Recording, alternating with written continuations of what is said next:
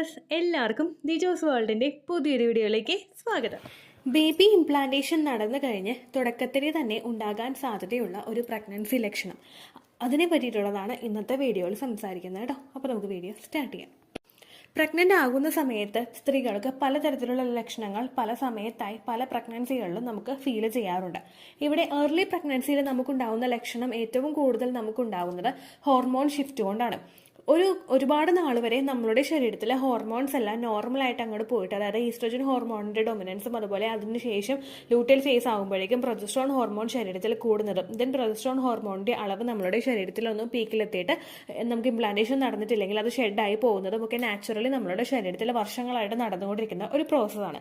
പെട്ടെന്ന് നമ്മളുടെ ശരീരത്തിൽ പ്രഗ്നൻസി സക്സസ്ഫുൾ ആകുമ്പോഴേക്കും അവിടെ നമുക്ക് പ്രൊഡ്യൂസ് ആകുന്ന രണ്ട് ഹോർമോൺസ്, അതായത് നമുക്ക് ഏർലി പ്രഗ്നൻസിയുടെ എല്ലാ ലക്ഷണങ്ങളും ഉണ്ടാക്കാനായിട്ട് ഹെൽപ്പ് ചെയ്യുന്ന രണ്ട് ഹോർമോൺസ് ആണ് HCG ഹോർമോണും അതുപോലെ പ്രൊജസ്ട്രോൺ ഹോർമോണും.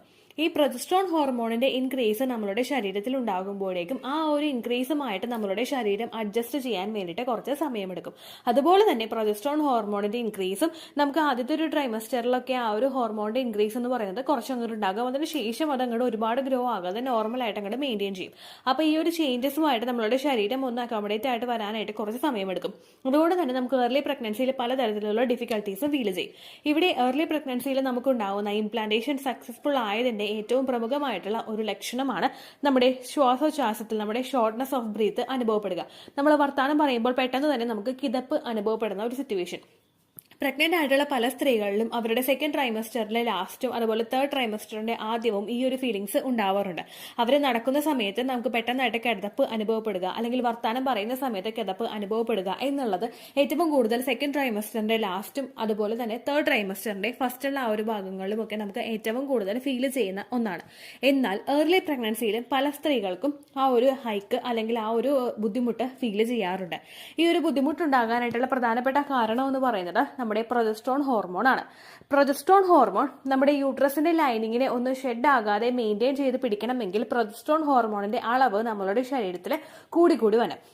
ഈ പ്രൊജസ്ട്രോൺ ഹോർമോണിന്റെ ഡൊമിനൻസ് നമ്മളുടെ ശരീരത്തിൽ വരുന്നതിന്റെ ഭാഗമായിട്ട് നമുക്ക് ഷോർട്ട്നെസ് ഓഫ് ബ്രീത്ത്, അതായത് നമുക്ക് ശ്വാസോച്ഛ്വാസത്തിൽ കുറച്ച് ഒരു നമ്മൾ കൂടുതലൊന്ന് എഫേർട്ട് എടുത്ത് നമ്മൾ ശ്വാസം എടുക്കുന്നത് പോലെയോ അല്ലെങ്കിൽ നമുക്കൊരു ശ്വാസം മുട്ടൽ പയ്യൊന്ന് വർത്താനം പറയുമ്പോഴേക്കും നമുക്ക് ശ്വാസം മുട്ടൽ പോലെയൊക്കെ അനുഭവപ്പെടാനായിട്ടുള്ള സാധ്യതയുണ്ട്. ഓൾമോസ്റ്റ് നമ്മളുടെ ശരീരത്തിലെ പ്രൊജസ്ട്രോൺ ഹോർമോണിന്റെ അളവ് കൂടുന്നതാണ് ഈ ഒരു പ്രവർത്തനം ഉണ്ടാകുന്നതിനുള്ള ആദ്യത്തെ ഒരു റീസൺ എന്ന് പറയുന്നത്. ഈ പ്രൊജസ്ട്രോൺ ഹോർമോണിന്റെ മെഡിസിൻ എടുക്കുന്നവർക്ക് ഈ ഒരു ലക്ഷണം വെച്ചിട്ട് നിങ്ങൾ പ്രഗ്നന്റ് ആണോ അല്ലയോ എന്നും ഫൈൻഡ് ഔട്ട് ചെയ്യാനായിട്ട് സാധിക്കില്ല കേട്ടോ. കാരണം പ്രൊജസ്ട്രോണിന്റെ മെഡിസിൻ എടുക്കുമ്പോഴേക്കും പലരിലും ഈ ഒരു സൈഡ് എഫക്ട്സ് ഉണ്ടാവാറുണ്ട്. കാരണം നമ്മളുടെ ശരീരത്തിൽ പ്രൊജസ്ട്രോൺ ഹോർമോണിന്റെ അളവ് കൂടുകയാണല്ലോ. അതുകൊണ്ട് തന്നെ പലർക്കും ഈ ഒരു ലക്ഷണം കണ്ടു കഴിഞ്ഞാൽ പ്രൊജസ്ട്രോണിന്റെ മെഡിസിൻ എടുക്കുന്നവർക്ക് ഇത് പ്രഗ്നൻസി ആയിട്ട് കൺക്ലൂഡ് ചെയ്യാനായിട്ട് സാധിക്കില്ല. അങ്ങനെ വരുമ്പോഴേക്കും നിങ്ങൾ ചിന്തിക്കേണ്ട മറ്റൊരു കാര്യം, ഈ പ്രൊജസ്ട്രോൺ ഹോർമോണിന്റെ മെഡിസിൻ എടുത്തതിന് ശേഷവും നിങ്ങൾക്ക് ഈ ഒരു ലക്ഷണം തുടങ്ങുന്നുണ്ടോ എന്നുള്ളൊരു കാര്യം ചിന്തിക്കുക എന്നുള്ളതിനെ പറ്റിയിട്ടാണ്. അതുപോലെ തന്നെ നമുക്ക് ബാക്കിയുള്ള പ്രഗ്നൻസിയുടെ ലക്ഷണങ്ങൾ വരുന്നുണ്ടെങ്കിലും നമുക്കിത് പ്രഗ്നൻസി ആയി എന്ന് കൺക്ലൂഡ് ചെയ്യാനായിട്ട് സാധിക്കും. രണ്ടാമത്തെ ഒരു റീസൺ എന്ന് പറയുന്നത്, നമ്മൾ ഒരു ബ്രീത്ത് എടുക്കുന്ന സമയത്ത് നമുക്ക് ഓക്സിജൻ റിച്ച് ആയിട്ടുള്ള ആ ഒരു ഓക്സിജൻ നമ്മളുടെ കൂടുതലായിട്ട് നമ്മളുടെ ശരീരത്തിലോട്ട് എത്തണം. നമ്മുടെ ബ്രീത്തിങ് നോർമലി ഉണ്ടായതിനേക്കാളും കൂടുതലായിട്ട് അവിടെ ഉണ്ടാവണം. കാരണം നമ്മുടെ ആ ഒരു കുഞ്ഞിനും ആ ഒരു ഓക്സിജന്റെ അളവ് കൃത്യമായിട്ട് വേണം. നമ്മുടെ ആ ഒരു ഓക്സിജൻ നമ്മളുടെ ശരീരത്തിലോട്ട് എത്തുന്നത് അത് രണ്ടായിട്ട് അങ്ങോട്ട് ഷെയർ ചെയ്ത് പോവുകയാണ് ചെയ്യുന്നത്. അപ്പോൾ ഒരു ഓക്സിജൻ നമ്മളുടെ ശരീരത്തിൽ ഉണ്ടാകുന്ന ഓക്സിജൻ റിക്വയർമെന്റ് നമ്മൾ പ്രഗ്നന്റ് ആവുന്നതിന് മുൻപുണ്ടായതിനെ അപേക്ഷിച്ച് കുറച്ചധികം കൂടുതലായിരിക്കും പ്രഗ്നന്റ് ആവുന്ന സമയത്ത് നമുക്കുണ്ടാകുന്ന ഓക്സിജന്റെ റിക്വയർമെന്റ്. അപ്പോൾ ഈ ഓക്സിജന്റെ അളവ് നമ്മുടെ ശരീരത്തിൽ കൂടുതലായിട്ട് വേണ്ടി വരുന്ന ഒരു സമയത്ത് നമുക്ക് ആ ഒരു ബ്രീത്തിങ് കൂടുതൽ എടുക്കാനായിട്ടുള്ള ഒരു ടെൻഡൻസി നമ്മളുടെ ശരീരം തന്നെ ഉണ്ടാക്കിയെടുത്തുകൊണ്ടിരിക്കും. അതുകൊണ്ട് തന്നെ നമുക്ക് ഈ ഒരു ബുദ്ധിമുട്ട് ഫീൽ ചെയ്യാം. അതുപോലെ തന്നെ നമ്മുടെ ലങ്സും വളരെയധികം എഫക്റ്റീവായിട്ട് വർക്ക് ചെയ്യും. ലങ്സിന് ചെറിയൊരു ഗ്രോത്ത് അല്ലെങ്കിൽ ഒരു വികാസം പോലെ നമുക്ക് ഈ ഒരു സമയത്ത് ഉണ്ടാകും. അതുകൊണ്ട് നമുക്ക് ആ ഒരു സിറ്റുവേഷനുമായിട്ട് നമ്മുടെ ശരീരം പൊരുത്തപ്പെട്ട് വരുന്നതിന്റെ ഭാഗമായിട്ട് നമുക്ക് ഈ ഒരു ബുദ്ധിമുട്ട് അനുഭവപ്പെടാം. മൂന്നാമതായിട്ടുണ്ടാകുന്ന ഒരു ബുദ്ധിമുട്ട് അല്ലെങ്കിൽ മൂന്നാമതായിട്ട് ഉണ്ടാകാനായിട്ടുള്ള കാരണം എന്ന് പറയുന്നത്, അത്രയും നാൾ വരെ നമ്മളുടെ ശരീരം ആ ഒരു ഞാൻ തുടക്കത്തിലേ പറഞ്ഞതുപോലെ നോർമലായിട്ട് പോവുകയായിരുന്നു.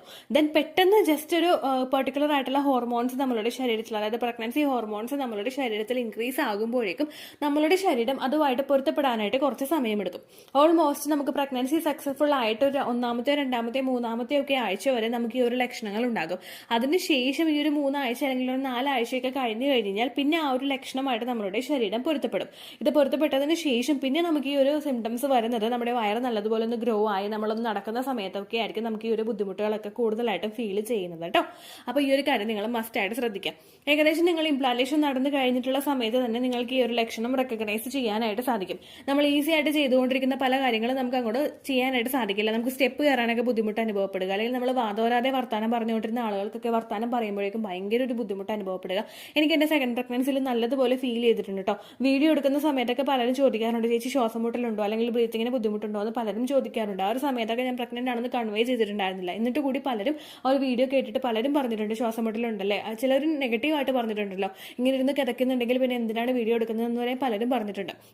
അപ്പോൾ അങ്ങനെയൊക്കെ പലർക്കും ആ ഒരു സമയത്ത് പ്രഗ്നൻസിയുടെ സമയത്ത് ഈ ഒരു ബ്രീത്തിങ് ഡിഫിക്കൽട്ടീസ് ഫീൽ ചെയ്യാനായിട്ട് സാധ്യതയുണ്ട്. അങ്ങനെ ബ്രീത്തിങ് ഡിഫിക്കൽട്ടീസ് ഫീൽ ചെയ്യുകയാണെങ്കിൽ നിങ്ങൾ ജസ്റ്റ് നമ്മൾ പ്രാണായാമാസ് ചെയ്യുന്നത് നല്ലതാണ്. അതായത് നമ്മൾ ബ്രീത്തിങ് എക്സസൈസ് ഒക്കെ ചെയ്തിട്ട് നമ്മുടെ ആ ലങ്സിനെയൊക്കെ കൂടുതലൊന്ന് ഉഷാറാക്കി എടുക്കാനായിട്ടുള്ള കാര്യങ്ങൾ നിങ്ങൾ ചെയ്യുക. ഒരുപാട് നമുക്ക് ബ്രീത്തിങ് ഡിഫിക്കൽട്ടീസ് ഉണ്ടാകുന്നുണ്ടെങ്കിൽ നമ്മൾ മസ്റ്റായിട്ട് അത് മുഖവിലേക്ക് എടുക്കണം. കാരണം നമ്മുടെ കുഞ്ഞ് ഗ്രോ ആകണമെങ്കിൽ നമുക്ക് ആ ഒരു ഓക്സിജൻ വേണം. നമ്മുടെ ശരീരം സർവൈവ് ചെയ്ത് പോകണമെങ്കിൽ നമുക്കും ഓക്സിജൻ വേണം. അതുകൊണ്ട് ഓക്സിജൻ റിക്വയർമെന്റ് നോർമലി ഉണ്ടാകുന്നതിനേക്കാളും കൂടുതലായതുകൊണ്ട് തന്നെ കൂടുതൽ ഓക്സിജൻ നമ്മളുടെ ശരീരത്തിൽ കൊടുക്കാൻ വേണ്ടിയിട്ടുള്ള കാര്യങ്ങൾ നിങ്ങൾ ചെയ്യുക. കാമായിട്ടിരുന്ന് ഓക്സിജൻ കൂടുതലായിട്ട് റിച്ച് ആവാനും നമ്മളുടെ ശരീരത്തിലോട്ട് എത്താൻ വേണ്ടിയിട്ട് നിങ്ങൾക്ക് യോഗാസനാസ് ചെയ്യാം, നിങ്ങൾക്ക് ബ്രീത്തിങ് എക്സസൈസ് ചെയ്യാം. നല്ലതുപോലെ അങ്ങോട്ട് ഇൻഹെയിൽ ചെയ്ത് സ്ലോലി നമ്മൾ ഇൻഹെയിൽ ചെയ്ത് ആ സ്ലോലി തന്നെ നമ്മൾ എക്സ്ഹെയിൽ ചെയ്ത് പയ്യെ പയ്യെ നമ്മൾ ഈ ഒരു ആക്ടിവിറ്റി ചെയ്തുകൊണ്ടിരിക്കുക. ഈ ഒരു ബ്രീത്തിങ് എക്സസൈസ് ഒക്കെ ചെയ്യുന്നത് നിങ്ങളുടെ പ്രഗ്നൻസിയിൽ ഉണ്ടാകുന്ന ചില സൈഡ് എഫക്ട്സ് ചില സിംറ്റംസ് ഉണ്ടെങ്കിൽ ഒന്ന് ക്യൂർ ചെയ്യാൻ വേണ്ടിയിട്ട് സഹായിക്കും കേട്ടോ. അപ്പോൾ ഇത്രയും കാര്യങ്ങൾ നിങ്ങൾ നല്ലതുപോലെ ചെയ്യാനായിട്ട് ശ്രദ്ധിക്കുക. ഇനി ഷോർട്ട്നെസ് ഓഫ് ബ്രീത്ത് നമുക്ക് എപ്പോൾ പ്രഗ്നൻസി സിംറ്റം ആയിട്ട് കൺക്ലൂഡ് ചെയ്യാം എന്ന് വെച്ച് കഴിഞ്ഞാൽ നിങ്ങൾ പ്രൊജസ്ട്രോണിന്റെ മെഡിസിൻ എടുക്കുന്നില്ല, അല്ലെങ്കിൽ നിങ്ങൾ ഒരുപാട് വണ്ണമുള്ളവരല്ല, അല്ലെങ്കിൽ ഒരുപാട് വയറുള്ളവരല്ല, നിങ്ങൾക്ക് ഫാറ്റ് ഒന്നും കൂടുതലായിട്ട് ഇല്ല, അവരുടെ ശരീരഭാരം ഇല്ലാത്തവർക്കൊക്കെ ഈ ഒരു ലക്ഷണം കണ്ടു കഴിഞ്ഞാൽ പെട്ടെന്നൊരു സുപ്രഭാതത്തിൽ ഈ ഒരു ലക്ഷണം നമുക്ക് വരുന്നുണ്ടെങ്കിൽ അത് ചിലപ്പോൾ നമ്മൾ പ്രഗ്നന്റ് ആകുന്നതിൻ്റെയും ലക്ഷണമായിരിക്കും. പിന്നെ ഓൾമോസ്റ്റ് ഒരു ലൂട്ടിയൽ ഫേസ് ആകുമ്പോഴേക്കും നിങ്ങൾക്ക് ഈ ഒരു ലക്ഷണം കാണുന്നുണ്ടെങ്കിൽ, അത് മുൻപോട്ട് പുറകോട്ടുള്ള ലൂട്ടിയൽ ഫേസിൽ നിങ്ങൾക്ക് ഈ ഒരു ലക്ഷണം കാണുന്നുണ്ടെങ്കിൽ അങ്ങനെയുള്ളവർക്ക് ഇതൊരു പ്രഗ്നൻസി ആയിട്ട് കൺക്ലൂഡ് ചെയ്യാനായിട്ട് സാധിക്കില്ല. നേരെ മറിച്ച് പെട്ടെന്ന് നമുക്ക് ഈ ഒരു ലക്ഷണം വരുന്നു, നമുക്ക് ഇതുവരെ ഈ ഒരു ലക്ഷണം ഉണ്ടായിട്ടില്ല, ഷോർട്ട്നെസ് ഓഫ് ബ്രീത്ത് അനുഭവപ്പെടുന്നു, ആരോടെങ്കിലും വർത്താനം പറയുമ്പോൾ കിതപ്പ് അനുഭവപ്പെടുന്നു, അല്ലെങ്കിൽ കുറച്ചൊന്ന് ജോലി ചെയ്ത് കഴിയുമ്പോൾ തന്നെ കിതപ്പ് അനുഭവപ്പെടുന്നുണ്ടെങ്കിൽ നിങ്ങൾ നിങ്ങളുടെ ശരീരം ശ്രദ്ധിക്കുക. അതുപോലെ തന്നെ മറ്റു പലതായിട്ടുള്ള പ്രഗ്നൻസി ലക്ഷണങ്ങൾ നിങ്ങൾക്ക് വരുന്നുണ്ടോ എന്ന് കൂടി നിങ്ങൾ നോക്കിയതിന് ശേഷം നിങ്ങൾ ബോഡി നല്ലതുപോലെ കെയർ ചെയ്യുക കേട്ടോ.